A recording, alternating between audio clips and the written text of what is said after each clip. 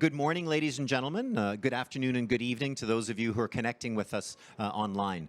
My name is David Ainsworth, and I'm with the Secretariat of the Convention on Biological Diversity. And we're presenting an event to you from the GEF and GCF Pavilion here at COP26 in Glasgow, Scotland. We're very pleased today on Youth and Engagement Day to have this panel featuring a variety of youth who are engaged and bringing together the nature and climate agendas. The title of our event today is Restoring Balance with Nature, and this is a dialogue on youth contributions to the implementation of the 3 Rio Conventions. So that's the UNFCCC, the Convention on Biological Diversity, the CBD, and the UNCCD, the United Nations Convention to Combat Desertification here. So today we're going to have a variety of speakers brought along for us here. It's timely that we're doing this event here at UNFCCC's COP26, because this is in between the 2 parts of the Biodiversity COP, the one we had a few weeks ago, and the one coming up in April. This event's going to provide a platform for young people working under all these different constituencies for these agreements to enter into an intergenerational dialogue about the importance of the current negotiations on land for the UNCCD, biodiversity for the CBD, and climate on the UNFCCC. This also gives us a chance to talk amongst ourselves about the potential for building bridges between the 3 processes. So I will look forward to introducing you to 5 of the young delegates we have here with us, and they've got extensive experience working under the convention and beyond, from local all the way up to global levels. It's also fitting that we're doing this event here in the GEF GCF pavilions and as part of the Rio Conventions pavilion. Youth is a particularly important topic for the Global Environment Facility this year. I'm sure Ms. Clot, who's with us today, and Ms. Watanabe, who will be connecting to us remotely, will tell us a little more about the special opportunity over the course of our dialogue. So the Rio Convention secretariats and the GEF Small Grants Programme, they administered by UNDP, that together with other partners, they've been collaborating on youth engagement activities for over 3 years. Ms. Jyoti Mathur-Philippe will give us an overview of the work on behalf of the secretariats and further discuss the importance of youth engagement for restoring balance with nature. So, before we start these welcoming remarks, let me introduce this massive panel. We've got so many people with us today. So, sorry, I'm going to have to go to my notes because there's just so many different people I've got to move forward here. So, first of all, start way over on the other side of the stage. We've got with us Mr. Nick Turner, who has the beard, and Mr. Nick Rance, who's got the shorter beard, who are with us from Youth for Planet. And they're going to present the Earthbeat Challenge to us and talk about the video reel of the winners of this particular challenge. After that, we're going to have, I think I'll have to introduce, maybe in the audience, sorry, Françoise and Jyoti, you'll just have to wave here. We've got Françoise Clotte, who's from the GEF Policy and Operations Director, and she'll be giving us welcoming remarks. And then we've got Ms. Jyoti Mathur-Philippe, who's the Director of Implementation Support for the CBD Secretariat. Now, the heart of our panel today are the youth delegates here. So first of all, right next to Nick, we have Ms. Grecia Barsana, who's from the Global Youth Biodiversity Network and also the World Organization of Scouts. Very good to have you on board. Next to her is Ms. Archana Soreng, who is Secretary General's Youth Advisory, the Youth Advisor on Climate Change. After that, we've got Ms. Disha Sarkar, who is with Youngo, and she's part of the COP26 International Youth Delegation. Next to her is Derek Mugisha, who's part of the Global Youth Biodiversity Network, and he's part of the Uganda chapter. Derek. And next to me is Samira Savarala, who's the Climate Change Policy Specialist and the Youth Focal Point at UNDP. Very good. Good to have all of you on board for this here. So before we start this here, I'm going to have Nick Rance and Nick Turner introduce the Earthbeat Challenge to us. So tell us a little bit about the winners, and I understand you're going to show us some of the films. Sure. So pass Nick a mic. So good morning, everybody. So there are more than 3 billion smartphone users in the world now, and young people, and in fact everybody, we're well aware that they're more connected with digital communications than ever before. And that's the context where we launched our project Earthbeat Challenge, which we've only recently launched in August. And it connects with young people aged 14 to 30 globally. And what we do is we curate their short video stories on actions and solutions for tackling climate change and the ecological crisis. And then through Earthbeat Challenge, we share those videos on our YouTube channel, amongst that our digital Earthbeat community and the wider world. And the Earthbeat Challenge has been supported by the GEF Small Grants Programme, the UNDP and the 3 Rio Conventions, UN Climate CBD and UNCCD. And in the run-up to this COP26 meeting, we've been running with this theme of restoring balance with nature, so inviting video submissions on that theme. And what we've got today is a short video trailer showcasing some highlights from the challenge, and then we'll have film excerpts from four of the entries that have received an award for the greatest number of views through the YouTube channel. So yeah, if we play the videos. Great. Go ahead, Jorge. Let's get that up and take a look at this.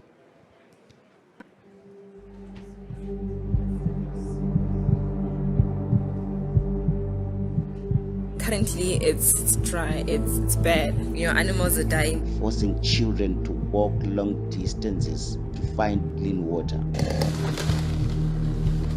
Hampir punah kan? Yeah. The soil is aching. We are dependent on the land. The land is crying.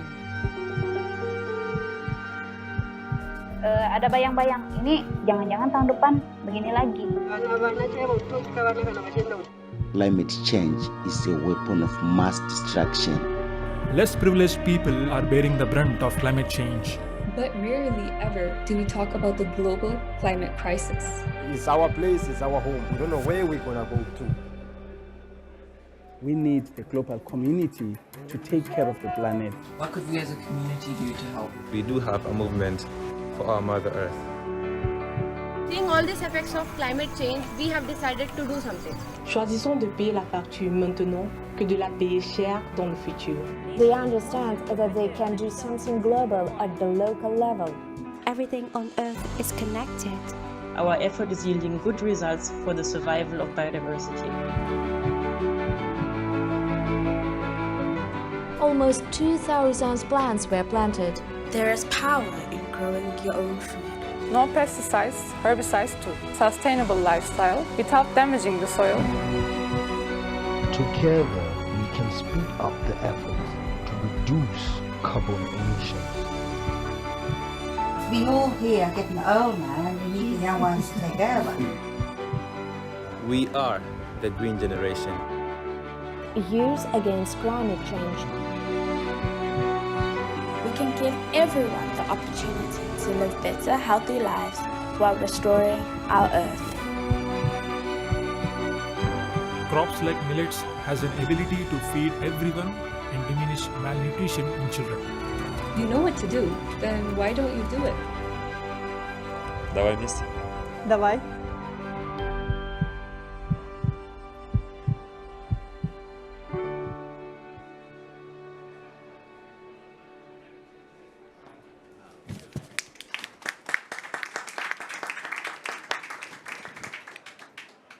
As part of our mandate as environmental activists, the Green Africa Youth Organization and over 11 partnering NGOs through Breakthrough from Plastics held a brand audit to identify the companies responsible for plastic pollution. This will guide policymakers and government in developing and strengthening policies to regulate and eradicate the use of single-use plastics. Çöplerin %46'sı geri dönüştürülemeyecek şekilde atılıyor. Plastik atıklar insan sağlığını tehdit eden zararlı kimyasalların yayılmasına, yaralanmalara, bulaşıcı hastalıkların yaygınlaşmasına neden oluyor. Böyle devam ederse çöplerin gözle görülür etkileri daha da artacak, hatta görünen tek şey çöp olacak. Due to lack of trees in the last few years has affected the climate a lot. Rainy days are now shrunk and the groundwater has also decreased, and it's really hot nowadays, in these years. So seeing all these effects of climate change, we have decided to do something. No matter how we approach the problem, the reality we come across, it has now reached eerie proportions. Today, the whole world is talking about minimizing the food crisis and its effects. It's possible to approach this problem in terms of fundamental human right, the right to food.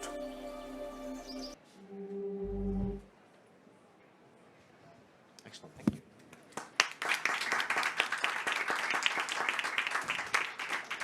Okay, hi, I'm the other Nick in the Earthbeat team. There's two of us, it gets very confusing. So what you saw there was a show really at the beginning of clips from all the films that were entered, and sort of gives you a taste of what was received. And you'll see there's some strong tales there, some passionate stories from local communities of sort of degradation of land, of stories of floods and deforestation. But then at the end, we move into the stories of sort of hope and sort of solutions-based approaches. So those are the stories we received from these young people around the world. And there was 71 films from 31 countries, I think it was. And we achieved that in about 3 months. It launched, it ran quite quickly, and it finished about 10 days ago.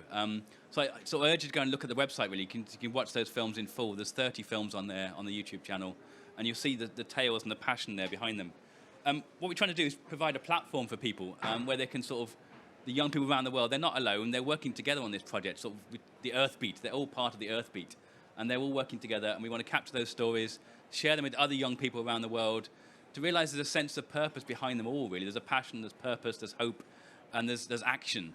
And so those ideas, they share them, they get inspired by them, they act in their own communities, they feel that they're not alone in their problems, and this is the purpose of the competition, really. So it's great we can bring those to COP, we can show them, and then obviously inspire those people to make better films. We've run some filmmaking workshops online where we got people from 36 countries to go through our smartphone film training workshops to make better films.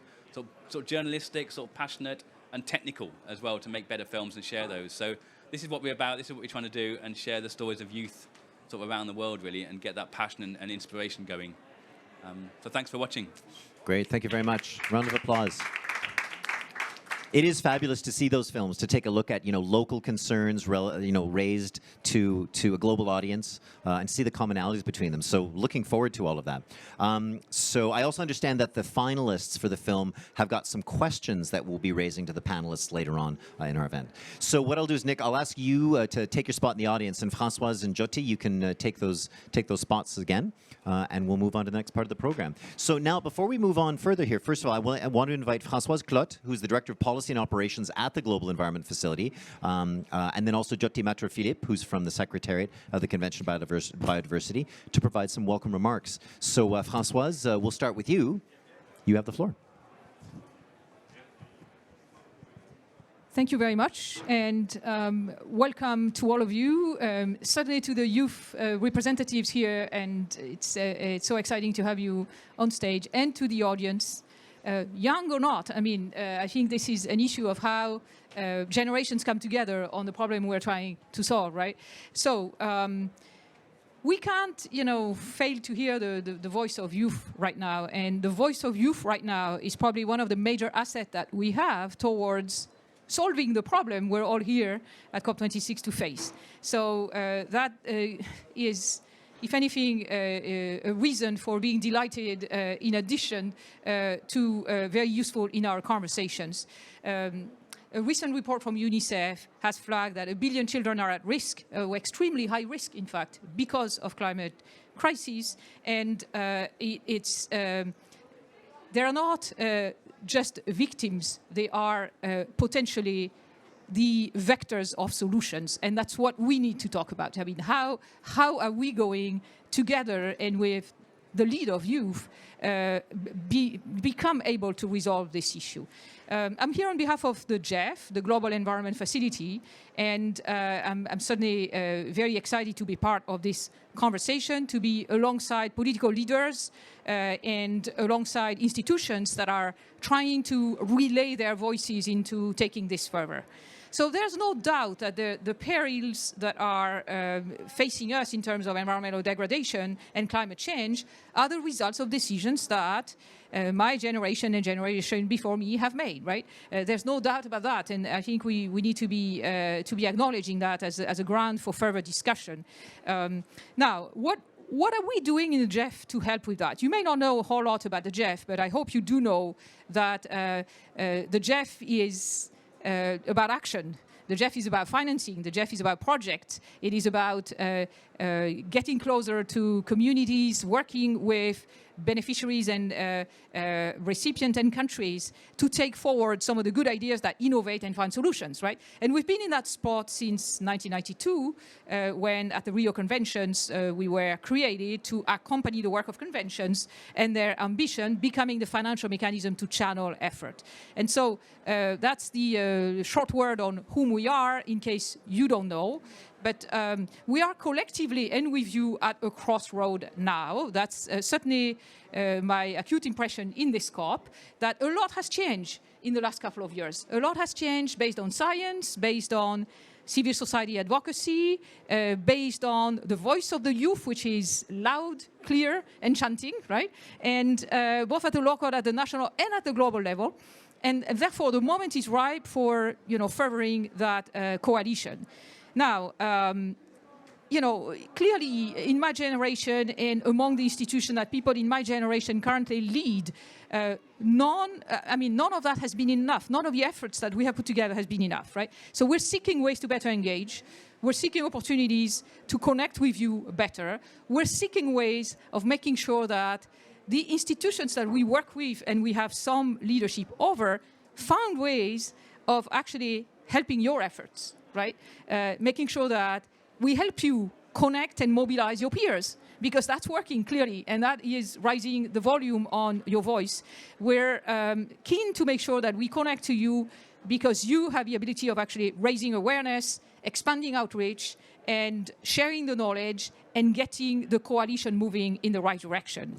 So how do we do it more concretely, just in the way of a few words, to make progress on this? One of our main vectors has been the small grant programs that you might be aware of. It has 25 years of experience, so it's not anything new here, but it is a program that has taken the resources, the financial resources of the GEF to communities and to engagement, right, to civil society and to community-based organizations. And youth is a priority of the small grant program. One, it's not new, but it's certainly growing. And we foster the kind of intergenerational efforts here where, the benefit of the experience and knowledge of the elders can be combined with the strength and the force of the youth and their courage, right, to take forward some of the changes that we need, right? So what are the basic metrics on this, just so that you see, how that operates? About 40% of the current SGP, small grant programs, projects have an active participation of youth one way or another. So it's quite high, right? 3/4 of what we call the SGP national steering committees, the one who make decision about who gets financed, what themes are pushed, how the grants are being taken forward. 3/4, 75% of these committees have a youth focal point sitting on them to make sure that youth preoccupations are not forgotten in the process, right? Just in 2021, we have had 350 projects which were completed with participation of youth and leadership of youth.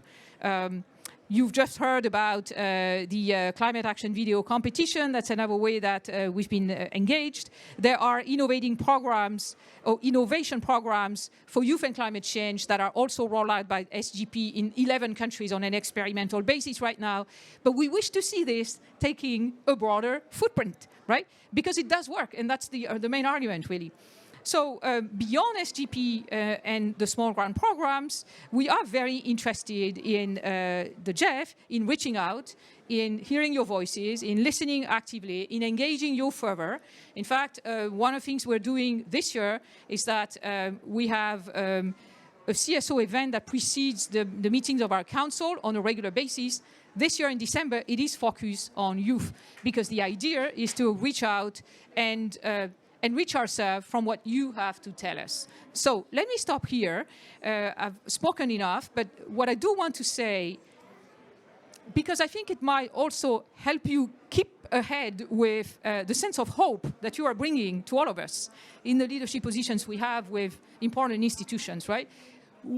your voice matters. We can hear it. I think it does give us hope, and it motivates us and engages us to do better, not just as we engage with you and through the various articulations where that collaboration can take shape, but also on all the rest of the work we're doing with all our constituencies. This really matters. And I think the fact that now you've turned the corner and this is becoming much more audible is actually crucial to our capacity together and across generations to take hopeful solutions forward. So it's a big word of thank you and a big desire to listen and to engage that I'm conveying here on behalf of the GEF. Thank you. Thank you very much, Françoise. Jyoti, the floor is yours, please. Thank you so much. So Francois has said everything that I wanted to say, so I don't know what to say now, but one of the sentences that I heard in the Earthbeat video that you just showed, that we are the green generation. So as we all know, the 2050 is a very crucial year for both climate and biodiversity and land degradation. We have to have solved all our issues, and as we say in biodiversity, by 2050 we should be living in harmony with nature. So what my wish is that at that time, if you guys are sitting here, or if this is even needed, at that time, or it's something else that's, that brings the world community together, hopefully you're having a different conversation than we are having today. And therefore, and that is what you can do, what you can bring to us. So now I will say a few words of thanks. I haven't finished talking, but I'll say a few words of thanks to GEF and GCF for hosting the Rio Conventions Pavilion. This pavilion, the Rio Conventions Pavilion, has been hosted at the margins of all the three Conference of the Party meetings of the three Rio Conventions, so of UNCCD, UNFCCC, and us, the Convention on Biological Diversity. It's been hosted on and off, and always with the support of the GEF, and so thank you very much for hosting us here again today. I also wanted to take a little bit from what Françoise said. We are in the middle of a very major crisis, and it is climate change, biodiversity, and land degradation.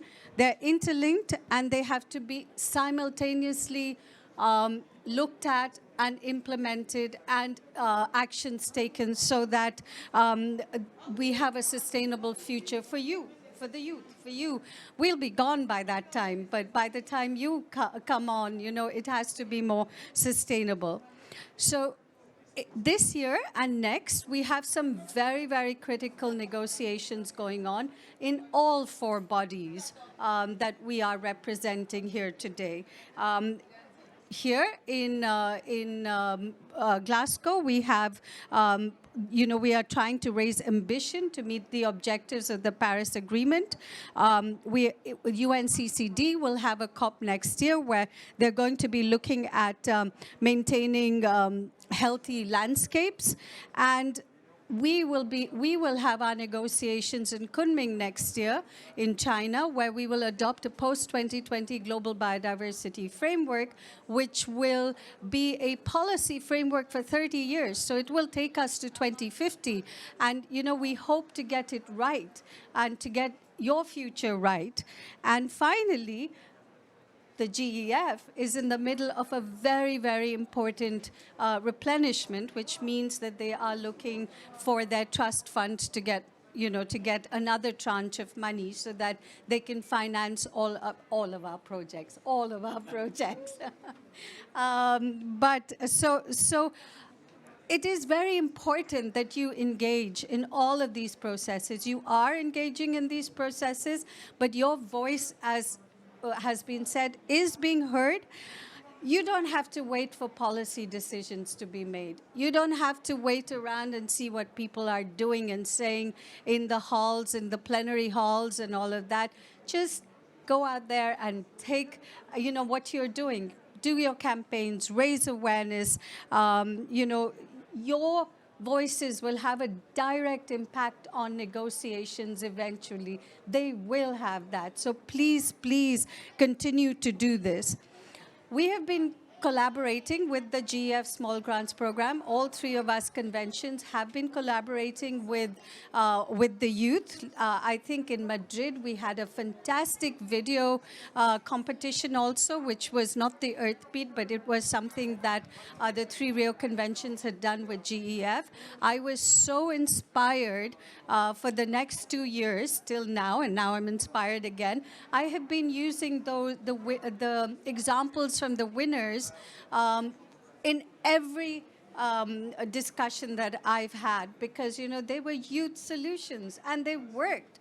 And, you know, so do it. You have to do it because it is really needed, and leaders are listening to you. You have a seat on the table now. And I think that that is really amazing.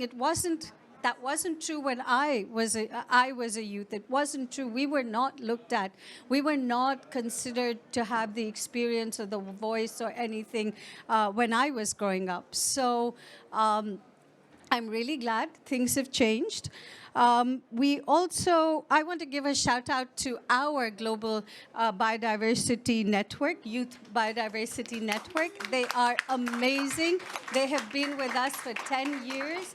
They have been engaging in every one of our negotiations.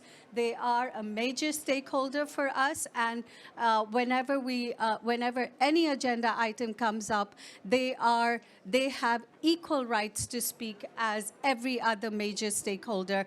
And so we are very proud that they've taken it very seriously. They think their statements through, and they participate in a very effective way. So I hope that we want to continue hearing from you, and I will now keep quiet and give the space for you to speak and to suggest some ways for us to go forward. Thank you so much. Good. Thank you. Thanks very much, Jyoti. Okay, so now this is where the heart of our panel begins. So I'm going to start with, I'm going to ask each of you to say a few words about yourself, your interests, your passions, and also in 1 or 2 sentences to hear from you what restoring balance with nature means to you. And then afterwards, I've got a question for you, and you'll have about 5 minutes to give us an answer. So we'll do some exchanges later on. So I'm going to start with you, Archana Soreng, the Special Secretary General's Youth Advisory on climate change. So Archana, can you tell us a bit more about yourself and tell us what it means for you to restore balance for nature? Johar everyone, my name is Archana Soreng and I belong to Khadiya tribe, an indigenous community from India. I'm one of the 7 members of United Nations Secretary General's Youth Advisory Group on Climate Change. I'm also the contact point of Indigenous Solidarity Working Group of Yongo, official children and youth constituency of UNFCCC. For me, being a young indigenous woman, nature is a source of identity, culture, and tradition. And we cannot imagine a life without nature, and we are also talking about restoring nature. So if there is no nature, my identity and my life is at stake. So that's why I'm here fighting for nature and climate action. And in one line, if I say, for me, this space of climate action is about reclaiming spaces for indigenous people, because it's we who have been leading climate action when the word biodiversity conservation or climate action did not even exist since ages. And now, it's really, really important for us to be an integral part of this process. Thank you. Thanks very much. So I'm going to follow up, actually, before you go on, I'm going to follow up with another question for you. So we talk about nature-based solutions a lot, bringing the conventions together. So how do you define, or for you, what are nature-based solutions? And then how do you think they could help bring together the work we do for climate action, for biodiversity action, and for land action? Thank you for this question. For me, I'll be very honest, there should not be, for me, it's like no nature-based solution without indigenous people. I completely understand how crucial is nature-based solution and how strongly we have been advocating for nature-based solution. But if indigenous people are not integral part of nature-based solution, then we will not be able to achieve what we have been advocating for. And that's why I feel when we are talking about nature-based solution, it has to be inclusive, it has to be localized, and also it's really, really important for all of us to know what nature-based solution has in terms of positives and also see what we have things when we are lacking behind. Because there are enough reports and ground realities which also shows that how nature-based solution has been one of the sources of greenwashing. And when I say greenwashing, it's been, if we can't move ahead or break the barriers of how the things of destructions have been and coming up with solution which tends out to be nature-based solution in the coverage, but also leading to a lot of ground impact or is affecting the ground reality, I think it's really, really crucial and complicated. I'll just give a small example to also say what nature-based solution and what is happening in my context. So I am a researcher, so I have been engaged in evidence-based research. So when I had been to my field, interacted with the indigenous leaders, so they told me that few people had come to their place for plantations. And they resisted and protested. And I was like, what happened? Why did you resist and protest? So they said they had brought fruit trees to plant. I said, fruit trees? It's amazing, right? So I said, which fruit trees? So they were like, they had brought mango trees and they had brought jackfruit trees. So I was like, what's the problem? And then the indigenous leader told me, if they plant mango trees, jackfruit trees in the periphery of our village, then wild boars, wild animals will come to eat those fruit trees and they will destroy our agriculture crops. And this will lead to human and wildlife conflict. And that's why we don't want these plants. We want sal trees, which is good for our areas. And we therefore protested and asked them to not plant these trees but plant these trees. So the reason of giving this example is if we involve indigenous people, local communities in the decision-making process as to what needs to be done in the nature-based solution, it's really, really crucial. And that's why it brings to me free prior informed consent and inclusive decision-making process in the nature-based solution is really crucial. Also, this brings to me to say that, nature-based solution should make sure that indigenous people are leaders of conservation and climate action and not be the victims of it. So I think it's really, really crucial that we do not frame policies, we do not frame frameworks, which is just making people more vulnerable. Because, we make policies in the upper level, but what is happening in the grassroots is really, really crucial for us to understand. And that's why it's really important we have young people from the indigenous people, we have elders in the indigenous people. I'm so happy we are having an intergenerational panel today because that is what is really important, intersectionality and intergenerational equity. Thank you. Great. Thank you very much, Archana. Thank you so much. That was a really great example that talks about the importance of Indigenous local communities, prior informed consent, and local knowledge, and making sure that if we're going to get this right, we have to have this conversation. Thanks so much. So I'm going to turn to Grecia now. So Grecia, you get your first chance to talk a little bit about yourself and what restoring balance with nature means, and then I'll have a question for you. Okay, thank you. Hi, everyone. My name is Grecia. I'm from Mexico, and I'm part of the Global Youth Biodiversity Network, but I also represent the World Organization of the Scout Movement. So what means to me restoring balance with nature is that we'll need to learn to see nature. I think nature has its own answers to the many issues we are facing right now, but we don't take time to see and understand and shift our vision towards nature. So if we never put our values such as respect in between the relationship we're having with nature, then nothing makes sense, because we need to understand we are nature. We are not apart from nature. It's not for nature. It's with nature, right? So, yeah. Okay, very good. Thank you. Okay, so You're a very active member, not just of the Global Youth Biodiversity Network, but also the World Organization of Scouts. And so from what I understand, you've worked at all levels. You've worked at community, national, and global level, but also with regard to the development of our post-2020 Global Biodiversity Framework. So I want to talk a little bit about getting the resources, resource mobilization. With your perspective, and since we've got the GEF officials around us that you can speak with, could you share some ideas and suggestions for how we bring youth into this resource mobilization strategy? Yes, thank you for this question. I have three main remarks to share. And the first one is that I really think we need to de-bureaucratize the funding structures and really make this process less time consuming. We spend a lot of time, for example, doing the report of the report, or even doing capacity building to fill the report, so we can really fill the needs of the people who are like given the funding, right?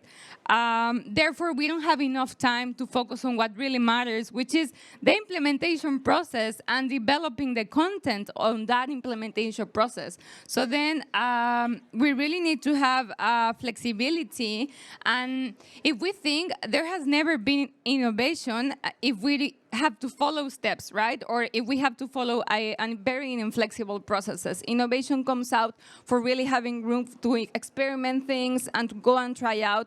And I think when we come down to funding for environmental projects, whatever we are facing or doing, it's really complex because we are dealing with the complexity of our biodiversity networks and nature. So there needs to be this kind of opportunities in the structure.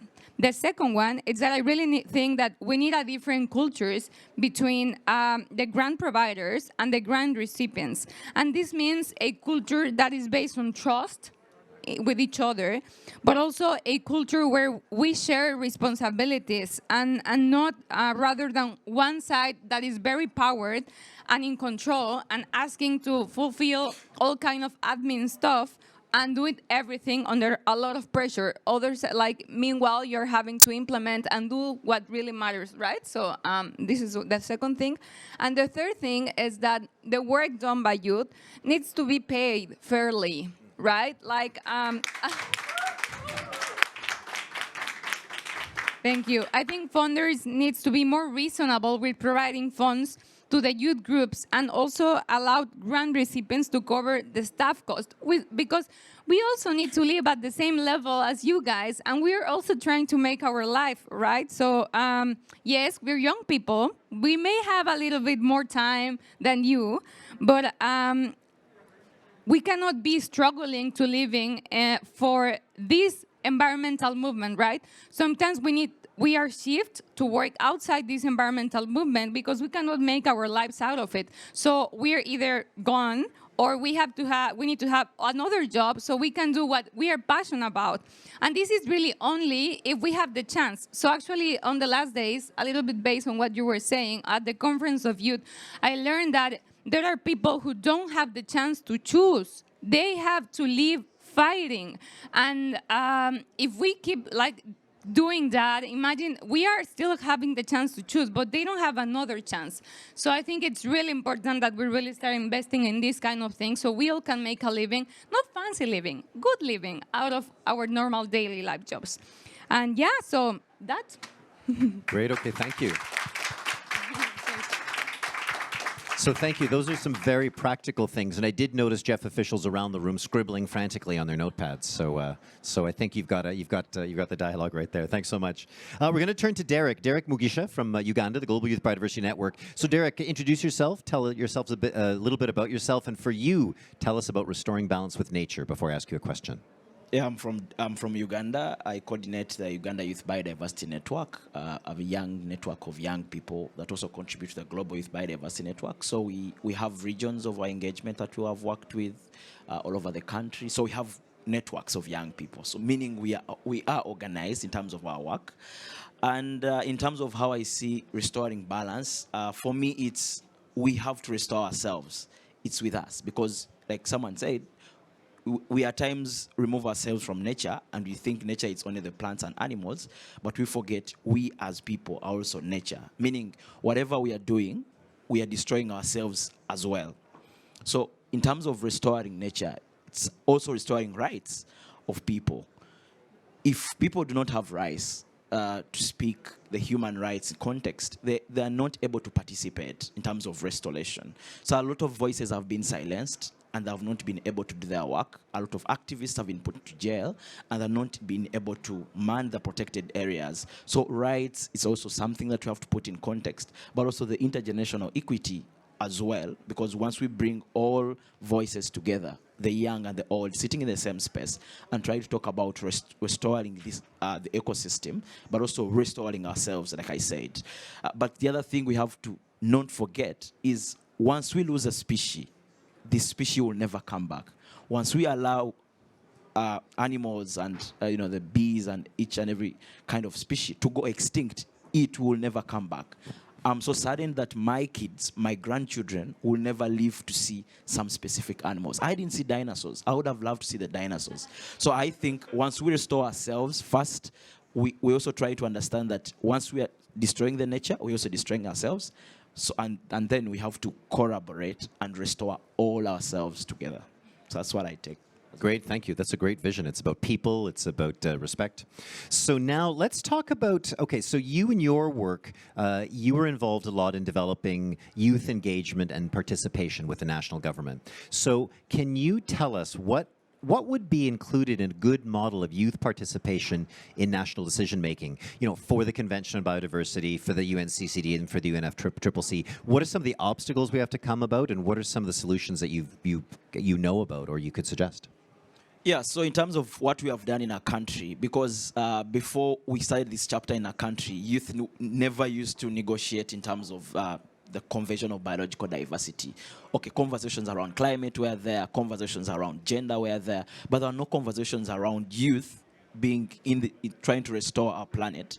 So what we did, we started by identifying our focal point. So each country has what we call a CBD focal point, the person that always leads this kind of negotiation. So what we did was to connect with him and introduce ourselves, and we are the youth and we are interested in discussions around biological diversity, and he tried to listen to us. He's I like him.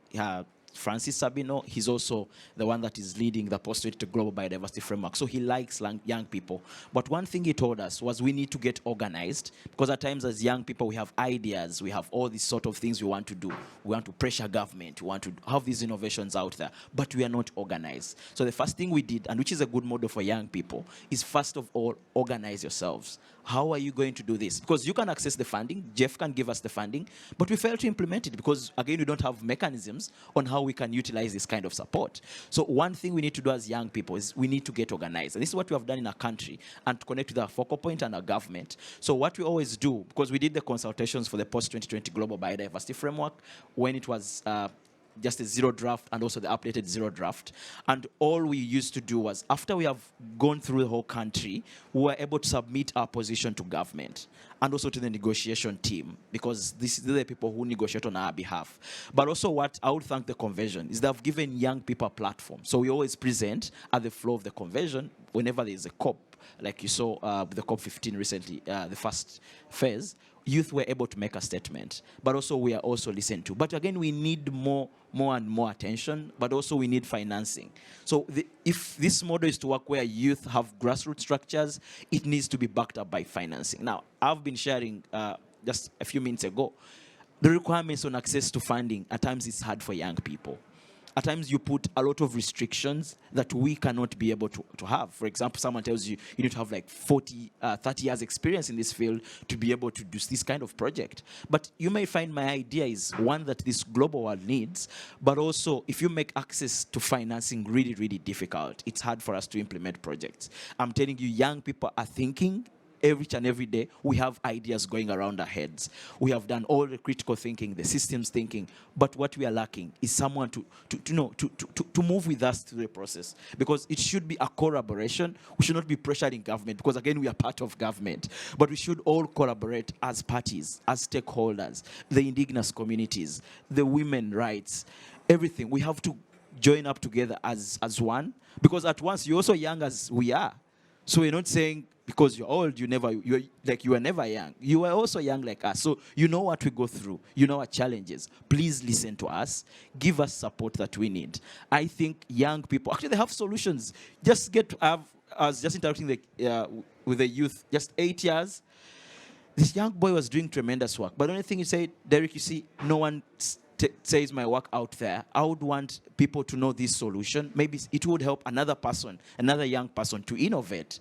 So also give us more platforms like this where we can air out our views and also make sure that you give us the mechanisms and support, but also listen to us. Because at times we present these position papers and we find our ideas are omitted just because there are other interests by parties or donors that they want to push further. But I want to thank the stakeholders who have really invested in young people. I want to thank the GEF and the GCF, the support you're putting together to see that youth can access the small grant program. So the model should be youth need to organize themselves, grassroots. Don't work in silos. That's the challenge you have as young people. You want to work alone, and no one will listen to you. No one will take you serious. That's why we join networks like the Global Youth Biodiversity Network, with the UNGO, with all the other youth constituencies, youth in wetlands, to try and say that we are working together.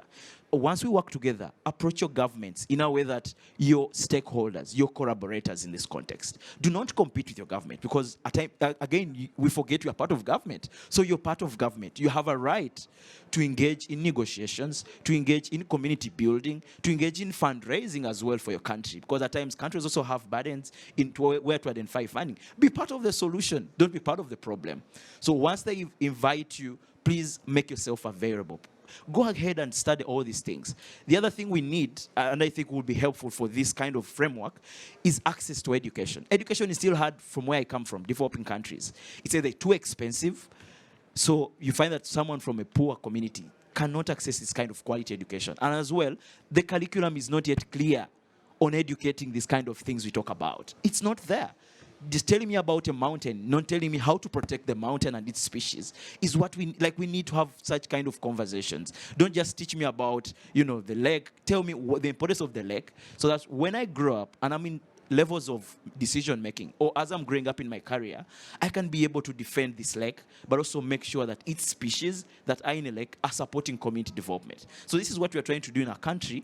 So we have made sure youth have innovations, but also we are making sure we identify mentors who are mentoring them. So through our government, the senior experts. So we are trying to build collaboration. But also we have the Global Youth Biodiversity Network, have youth who have been there. So they try to provide mentorship. So this is what we need as young people. Great. Thank you very much. Thank you very much. I mean, it's interesting that you say it's like you need to get organized, but one thing that impresses me about the Global Youth Biodiversity Network, both at national and international levels, is the increasing strength of organization that you have and that you're learning from each other in engagement. Thank you very much. Good. So we're going to turn to Disha Sarkar now. So tell us a bit about yourself, and you tell us about restoring balance with nature before we turn question to you. Thank you. Hello everyone, I'm Disha Sarkar. I am from the northeastern part of India, that is Assam. And I'm very happy to be a part of this event today. And for me, restoring of nature, or what we mean by climate action, is I feel it's a three-step process where we have, firstly, being aware. Secondly, recognizing our responsibilities, and thirdly, taking action. So this is what I understand by restoring of nature, and I believe if we follow these three steps in a very motivated and dedicated way, I think that is what we can do, bring instrumental change in the entire process. Good. Okay, thank you. So thank you for adding that vision. So now I want to ask you this next question. So as part of your work with UNGO and as part of the COP26 International Youth Delegation, you've been highlighting the importance of capacity building and mentorships for youth engagement. So can you give us some advice to everybody here about how you would further develop intergenerational exchanges and cooperations so that we can strengthen youth capacity to implement these conventions? So firstly, I would like to say that we often say that do raise awareness, create awareness about climate action, speak up for yourself, etc., etc., etc. However, does that really make a difference in the decision-making room? Once we can shout as much as we want outside the room, but what happens is inside the room in the negotiations. And unless and until we are well aware about the negotiation process, unless and until we are given a seat in the decision-making process, nothing instrumental will happen. Definitely, we can create the maximum amount of pressure on our governments. However, what to do is on their hands. And just to influence that, it's very important that we are into the process. And we cannot just go into the room and say anything and everything, because we see that the UNFCCC process is a very tedious process. There are so many documents, there are so many negotiations going on, and this is not something that we learn in just one day, or it's not so easy to understand the entire process. Now, what comes to address this problem is the Action for Climate Empowerment, that is ACE, that we are doing as a part of the working group of Yongo. What is this? ACE is about climate education, climate training, climate awareness, public participation, public cooperation, and international cooperation. So, just being there, if you see, there is a huge difference between the kind of work being done at the grassroots level and the kind of work being done at the international level. Having worked with the grassroots level, I felt that unless and until I came into contact with the Yongo, I had no idea about what is UNFCCC process. Though I have been working with climate-related work, but I was not very aware about the negotiation process, etc. And it's not feasible for me to just come into the process and just get involved in this. 6 months prior to this entire COP, I had no idea of how to get involved, maybe I just learned it in a textual way that every year we have a conference of parties where I never imagined that someone like me from the grassroots level would join. It's only because of some networks, youth organizations, which makes this possible by capacity building of youth. And this is what I have been then trying to do with the help of UNESCO Association Assam. I'm a resource person with them, and we are trying to develop training programs and capacity building programs about green jobs and about UN processes, because understanding the UN process is a tedious one. So making the youth aware about the entire UN process and how they can be instrumentally involved in the process. So we are doing that.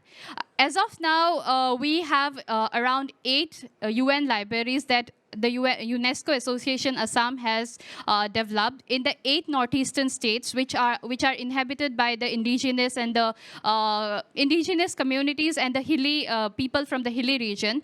However, the problem that we are facing is the resource people whom they have involved are mostly unpaid, and therefore they lack the commitment.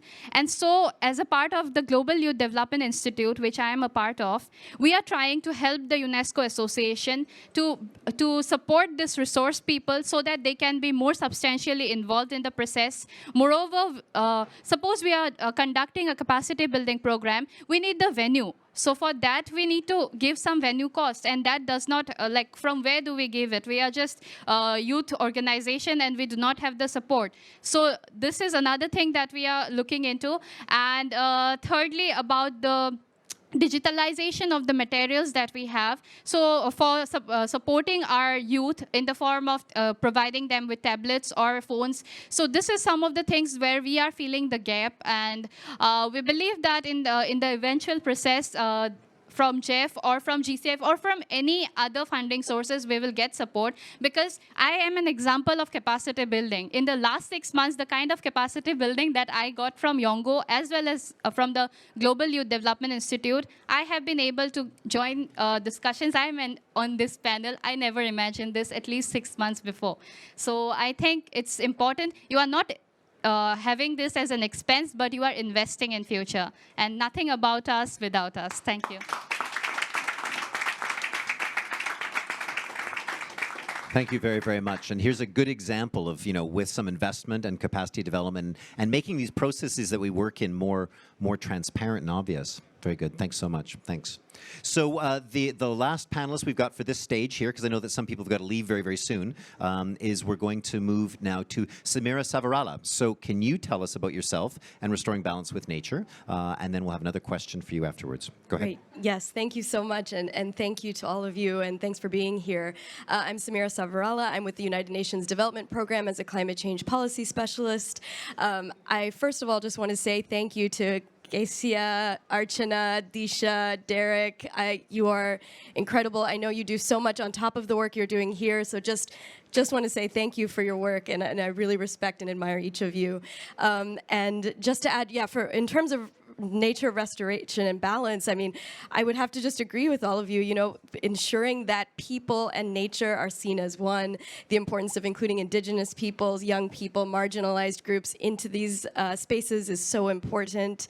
And also with the pandemic that's continuing on today, we are really seeing the value of nature in all of our lives and having these spaces that are clean and protected. So I just wanted to share that that's my thoughts specifically on that. Thank you. Great, thank you. So you do a lot of work for facilitating the participation of communities who've been affected by climate change in the decision-making process. So could you talk a little bit for a couple of minutes about your experience and why it's important to have this kind of engagement?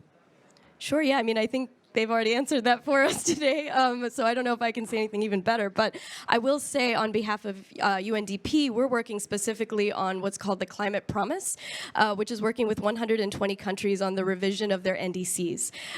So looking at that, we've just looked at, we've done an analysis of the last 67 submitted NDCs under the Climate Promise, which is all developing countries that we work with.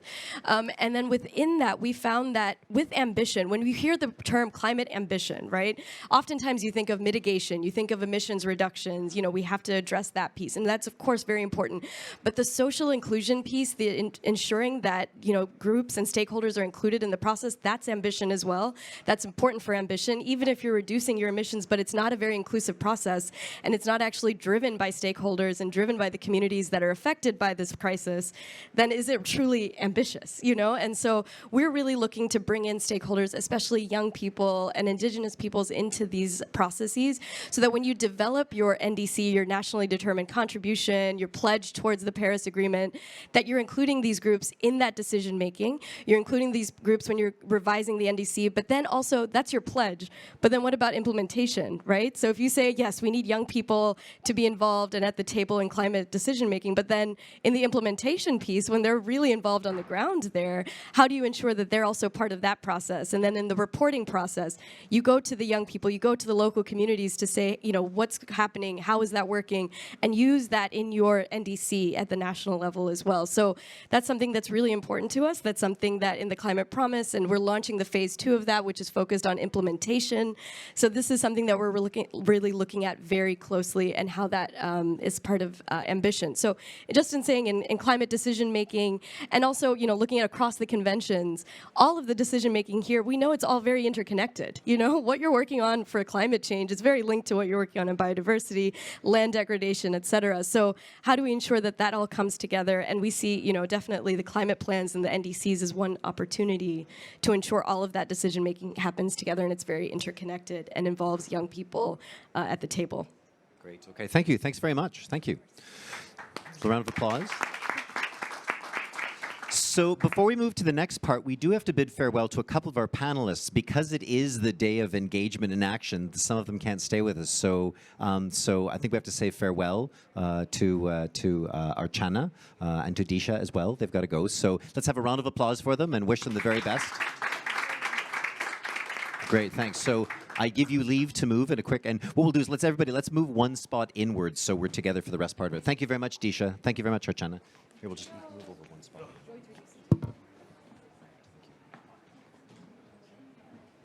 And Gricia, you can move over one seat too, and then Françoise and Jyoti can also move just a little bit closer as well, so we're all together.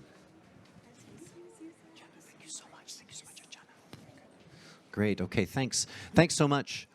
So we've had a great opportunity now to hear about so many different aspects of involving youth, about transmission of knowledge, about questions of equity as well. So now this is the chance for you here in the audience to ask questions of our panelists. They're here. They've got ideas. This is your chance to move forward. Well, while we're waiting for you to fill it, because I know audiences are always shy at first. It always begins in the first part as well. So, okay, so some other questions that we're looking at here. So I'm going to turn to the panelists, and I guess we'll see who wants to do it. We've got a lot of challenges to bring these three conventions together. Everybody seems to know that we should be working together, but there are particular challenges. Cooperation and coordination. What do you think is the greatest challenge? I mean, in the work that you've done, when you're trying to do work in all of these conventions, what do you think is the greatest challenge moving forward in terms of bringing these three conversations together? Okay, go ahead, Derek. Yeah. Is it there? For me, what I think, actually, they're called Rio Conventions, meaning they're together. They're all at Rio, you know. So the challenge should, the opportunity actually should be that what we're all working on is it's connected to one another, and one has to contribute to the other. I think we have always seen, I think even some events you've always seen, all of them are the same kind of banner and logos and stuff, but also you have to unite together and try to come up with a plan. Even financing, actually financing would be easy if all of them joined up and have a basket, like the funding basket, where they can all, you know, connect, rather than if everyone working in silos. This is what I was talking about. Like, whenever you work alone, you're too slow. Whenever you work with everyone, with everybody, you're actually fast and you're effective. So it's about, you know, the different conventions, what they have to achieve, but I also think they have to unite in terms of fundraising together and having one joint voice, because it's all one planet. We don't have any other planet, whether it's desertification, whether it's biodiversity, whether it's climate. Actually, most issues actually accelerating others. For example, climate. If you've seen climate, it's making more species to be lost. For example, they can't take up the heat. If you also feel hot sometimes and you feel like you need to remove. Now imagine an elephant that doesn't have another coat to remove and try to get some fresh air, how it should be. Or in a desert where a certain kind of plant, the temperatures are becoming too high for it to even stay there, because at least it has been in the desert. It has got a chance to be in a desert. So the thing has to be, 1, unite, 2, move together, 3, all benefit from each one's contribution. Because that's what we need, it's one planet. Great, thank you very much. Françoise, do you want to respond to? Yeah? Mm-hmm. Certainly, delighted at the question. Look, science has moved and knowledge has moved on this point, right? Back in '92, when the 3 conventions were created, we were thinking about that as different areas, right? Now, when we look at it, they're not different. And actually, most of the solutions we can bring to this are integrated in nature and have to be integrated, right? I mean, if you have, say, a landscape approach in a geography that includes agriculture, forestry, protected areas, water resources, it's all connected, right? It means that you cannot define your objective in terms of agriculture or revenue generation independently for your conservation agenda. And in fact, your best chance at having results is to approach this in a coherent fashion. You'll protect the forest that protects your water resources, which will enable your agriculture. You will work with communities to engage in smart agriculture that is sustainable, right? And you will work with every community participant there, with women, with youth, to make sure that we have the inclusive picture that you all described, right? In associating people to solutions that are, by definition, sustainable. So in GEF, as Jyoti mentioned, we are actually preparing the GEF 8 replenishment currently. We're engaged in the GEF 8 replenishment. And the approach we're literally pushing is one of integration, because that's what comes to us with science. And what it means is we will be looking for projects who are able to generate benefits all across the 3 Rio Conventions, because we have found that this is where we optimize results, right? So I think it doesn't mean that there's not a space that makes sense for focusing on the learning, for organizing people, for pushing for solution. But it certainly means that when it comes to taking action in a project on a given geography, we have to think in an integrated way, right? And that's how we accrue greater results to every one of the objectives defined. Okay, thanks, François. Jyoti said she wanted to comment, and then I think Grecia, you want to comment after that? Sure, okay, good. Thanks a lot. So I'm going to pick up from what François said and add 2 points. One is that, we were talking about nature-based solutions earlier, and if we are going to put nature-based solutions in context, they have to actually respond to all the 3 conventions' objectives. So you cannot you cannot call a nature-based solution something that you're doing for climate when you don't take into account the benefit that it will have for biodiversity. So for example, you can't do monoculture, right? Because there's no diversity in monoculture, or you cannot plant trees that drain the water table because it's not indigenous. So I think that is also, I think when we talk about nature-based solutions, we should take the definition to include the benefits for all three, including also the IPLC perspective, as Archana was saying. And then the other thing is that a lot of the work that we do is transnational and transboundary. So if so that too, is impacted by each other's issues. So all of this has to be taken in an integrated context, and we are very happy that we are going in that direction, and that's what science is telling us. So I hope this helps. Thanks, Jyoti. Okay, Alicia. Yeah, you're there. Hola. Sí, okay. First of all, is everyone still awake? Are we still here? Okay, cool. I think I might go like a little bit more like basic, and I think something that in my process was hard at the beginning. Like I was hearing like, yeah, everything is interconnected, but I realized I didn't know how to read interconnection. And maybe we should go back to the basis and really learn to read interconnection. Because when we talk about understanding the system, the elements of the system, and the connections and reactions of the interactivity between the elements of the system, then you see even yourself in a different way, right? Like if you are managed to connect what you feel with what you eat, with the way you think, with who you are, then I think we really start understanding how interconnection it's breathe. And I think for me that's the main thing before even trying to connect other stuff. Yeah. We need to learn how to read that interconnection and really taking a step aside to see nature. Because if we're able to see nature and see us, our body inside, our feelings, our soul, then we're gonna be able to transform that into actions between other stuff. Yeah. Okay, good, thanks. Samira, can you comment on that too? Some of the ways of overcoming these barriers of bringing. Sure, yes. I mean, I certainly agree with all of you on these great comments. And just to add that, even on the UN side, this is something that we need to work on, I think, internally, like to be completely frank, I mean, to really understand how these conventions, they are very siloed in many ways, and how we can also work to ensure that they come together and to listen to those groups that are actually implementing these projects and able to understand how we can best do that from their perspective and their lessons, as you've shared here today. I just want to add that as well. Yep. Great. Thank you. Okay, so we've had a lot of comments about what. Oh, we have a question. Excellent. Very good. Jyoti, could you pass the mic over there? Thanks. Tell us who you are and the organization you're with.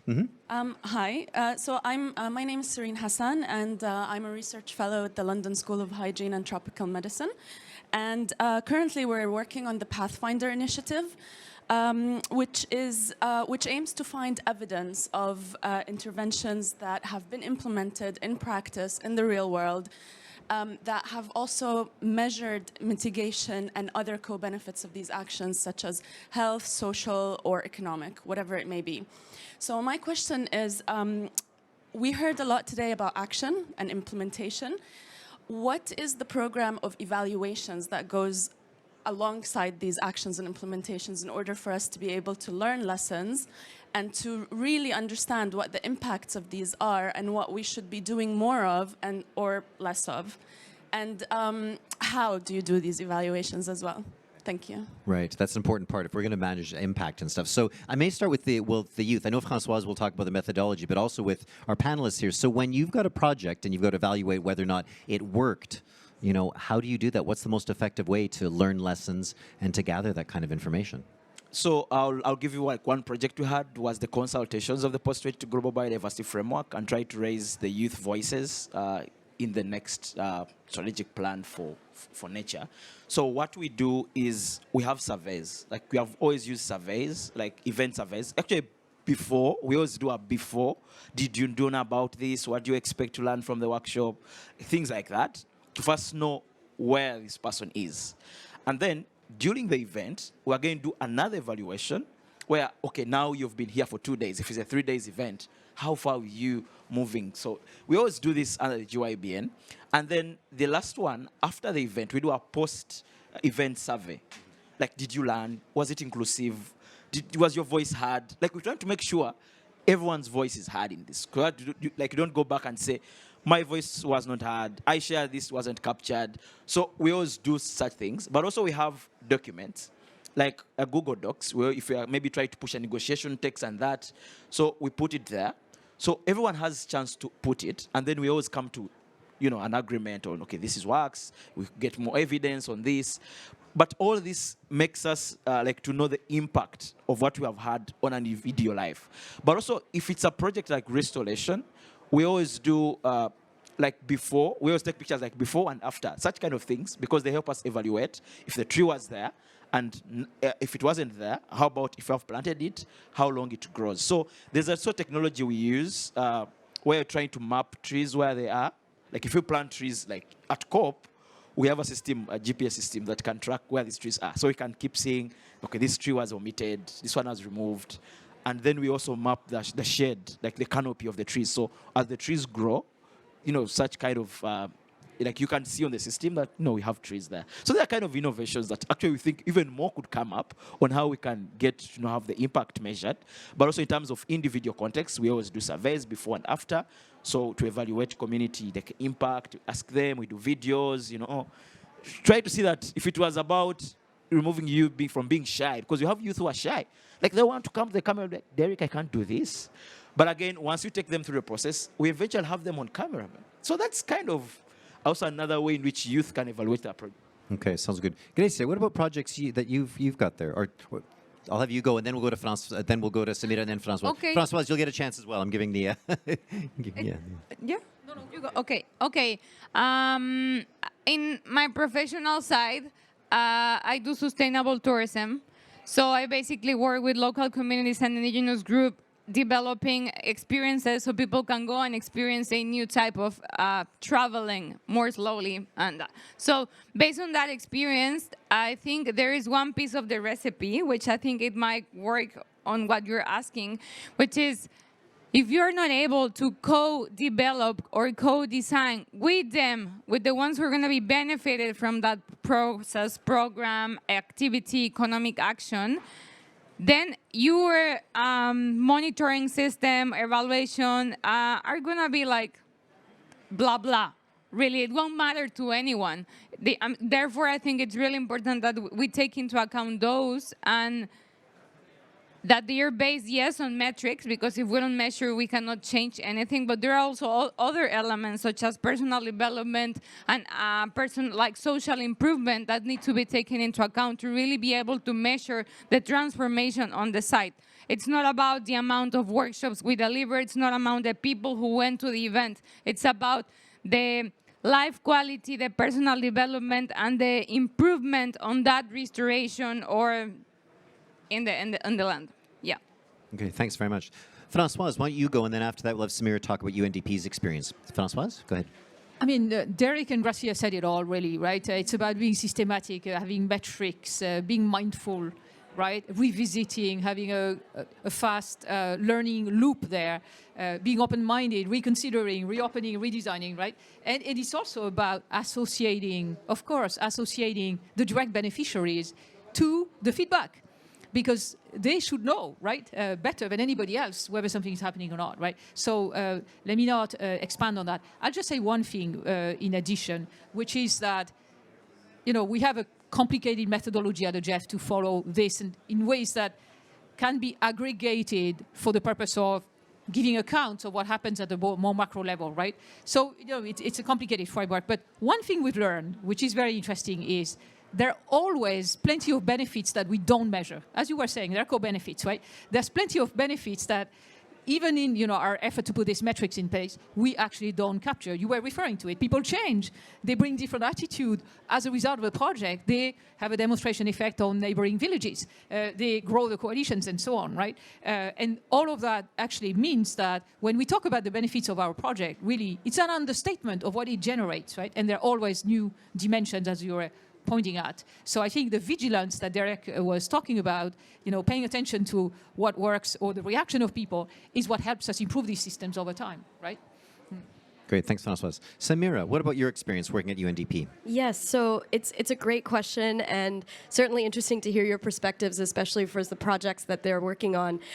In terms of when I was speaking about the climate promise, let's say in particular, when you have 120 countries and you're trying to measure and understand where they are and how they've progressed and where they need to improve, it's really difficult to understand in terms of reporting what we want to include. We just recently did the State of Climate Ambition report that we just launched this past week to give a sense of where we are in terms of the NDCs. But even there, we have so many stakeholder consultations were completed. A percentage of young people were included. There was 80% of our Climate Promise NDCs that were submitted had youth included in the NDC. But that's just a mention. It wasn't necessarily how they were involved or if they were involved and how they'll be involved in implementation. And then later how they're involved in reporting as well. So these are areas, but the NDCs are also new. Governments are figuring this out as well for the first time. It's unprecedented. So we're all kind of figuring this out together and how we can best give them examples and ideas of how to do this and to ensure that it's inclusive in terms of the reporting and what that even looks like. That's something that's discussed in the negotiations as well, is what is that reporting going to look like? How do we do the global stock take and what's going to be included in that to see how we're doing?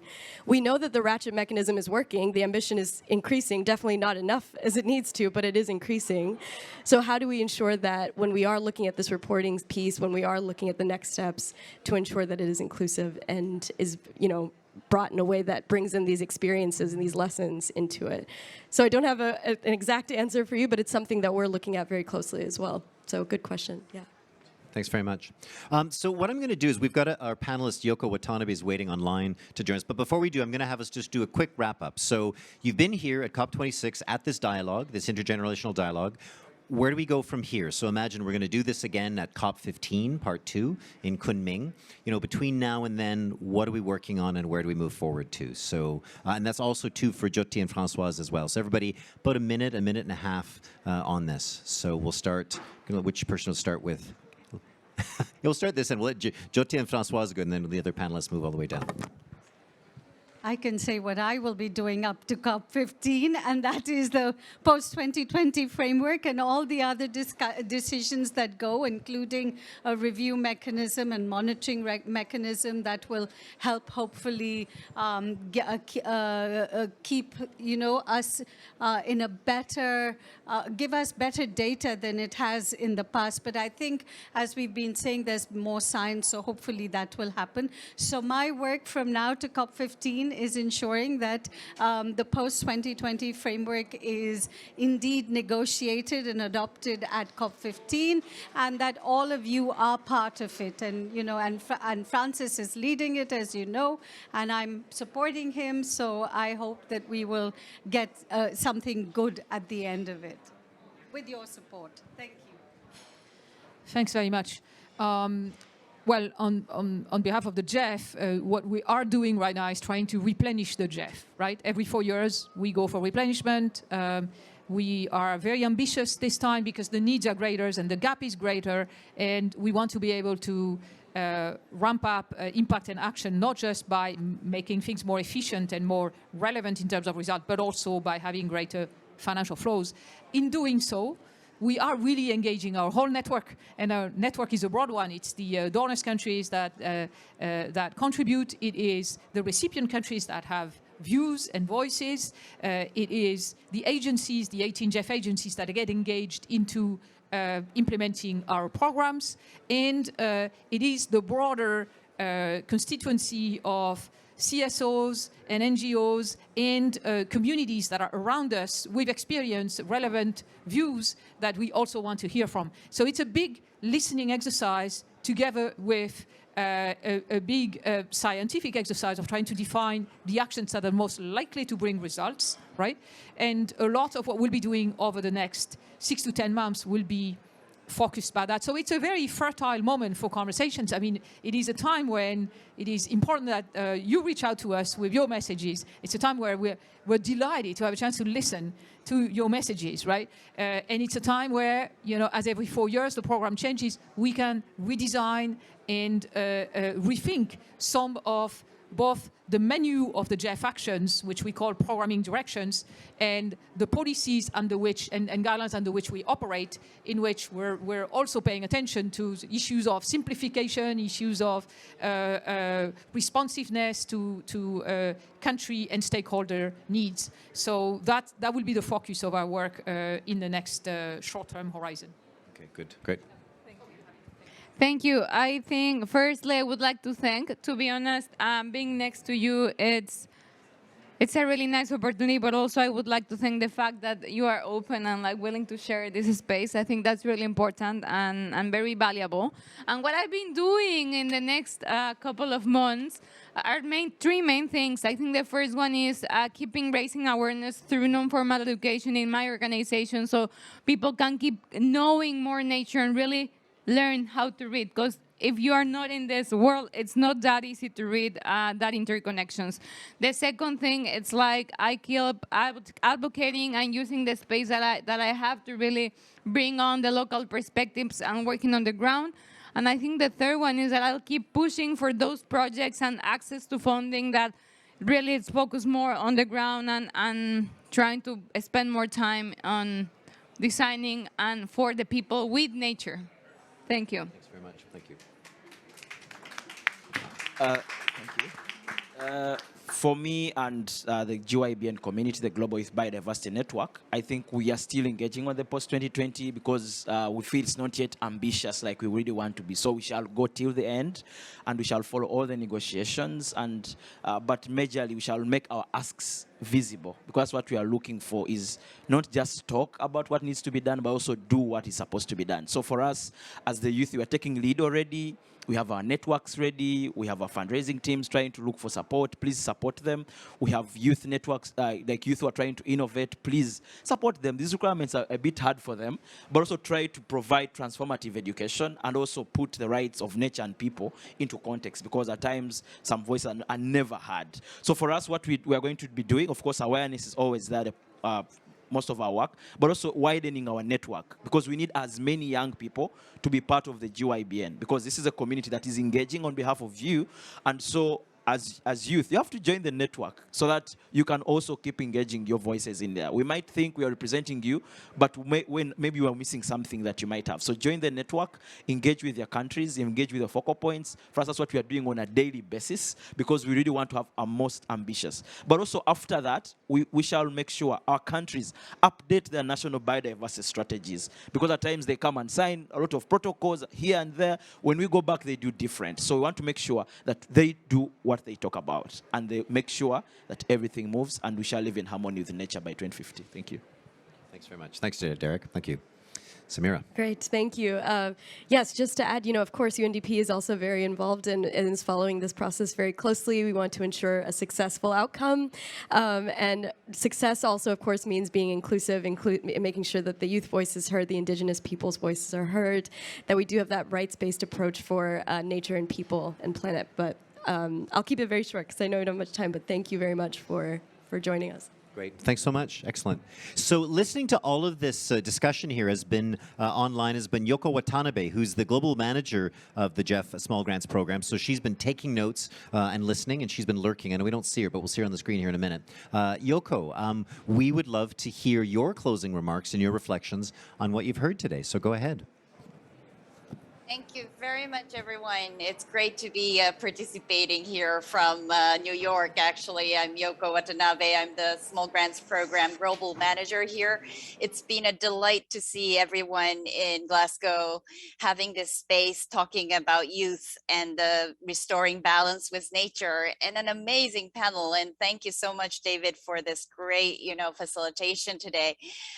We've been really fortunate working together with whole 3 Rio Convention secretariats and the Youth for Planet and the Global Youth Biodiversity Network and the COP26 Youth Delegations today, and have this space really talk about how youth can be really the center of this discussion for all dimension of the nature for solution, nature-based solutions, and also restoring balance for nature.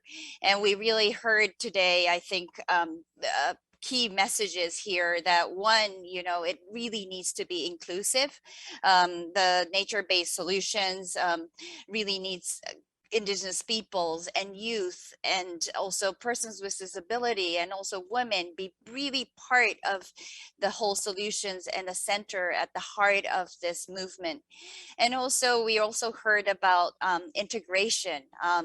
We heard about all the convention, the 3 Rio Conventions coming together, also the financial mechanism like GEF and GCF and many others also coming together so that we're not all working in silos.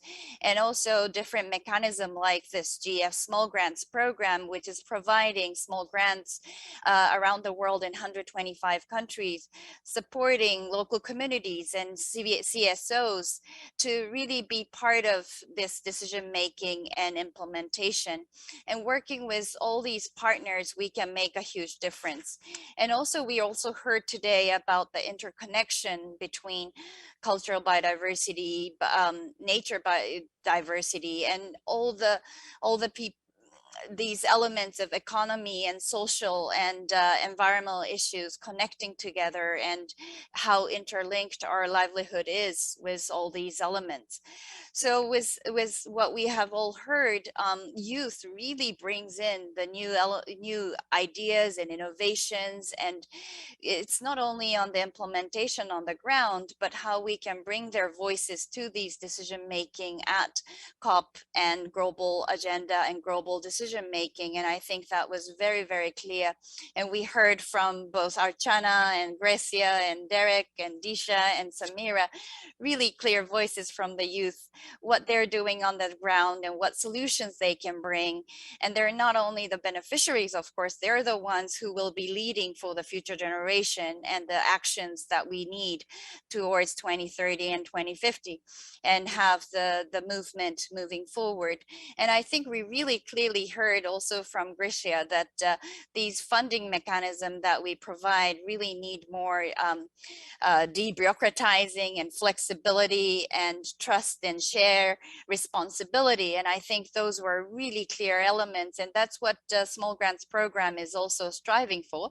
And we have been providing flexible approaches using like video proposals. I mean, it's not about all written format, and we can also, come up with video proposals and how we can implement together with indigenous peoples and youth groups in a more flexible manner, and the reporting to be more simplified, and how we can make it more dynamic and innovative in terms of these mechanisms, and also work with partners so that we can act as a platform and not as a siloed funding mechanism with all different partners.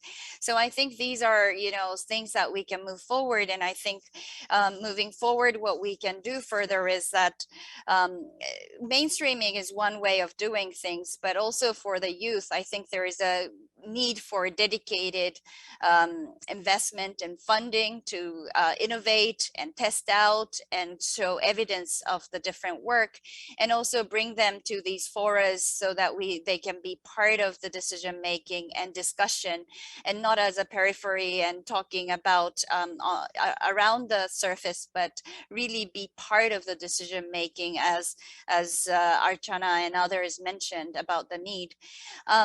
And for that, I really think that under the GEF8, as Francoise mentioned, and also Jyoti mentioned, there is a lot of opportunities that we can further support youth for project implementation, as well as bringing into these forums and support on capacity development and decision making. And I think we are ready from the Small Grants Program to further the support. We're already supporting 40% of the program, as Francoise mentioned, is dedicated towards youth participation, but we could certainly do much more with partners and dedicated support work together with the whole Rio Conventions on the CBD and climate and land degradation conventions, and really looking forward to working further with all the partners.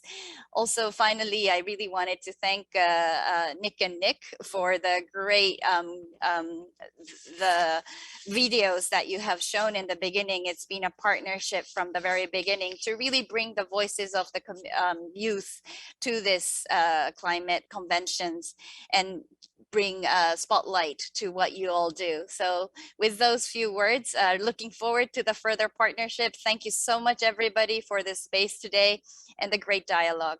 Thank you. Thank you very much, Yoko. That was great. Well, listen, I want to thank all of the panelists here. I've been really impressed with the frank nature of the dialogue. I've liked how this dialogue has come from, you know, the realm of ideas and visions in the future down to some really practical things that we all face in our relationships with each other and trying to move forward in this. So I like this. I like the directions for conversations that have opened, and I'm looking forward to them continuing. I mean, I'd be glad to see more, you know, sidebar bilaterals taking place immediately after that. And for all of you, I hope to see all of you and also all of you in the audience here at COP15 in Kunming, China, and we should also prepare for COP15 in Côte d'Ivoire so that we continue this discussion. So thank you very much, everybody. Enjoy the rest of your day, and be safe and well. Thanks.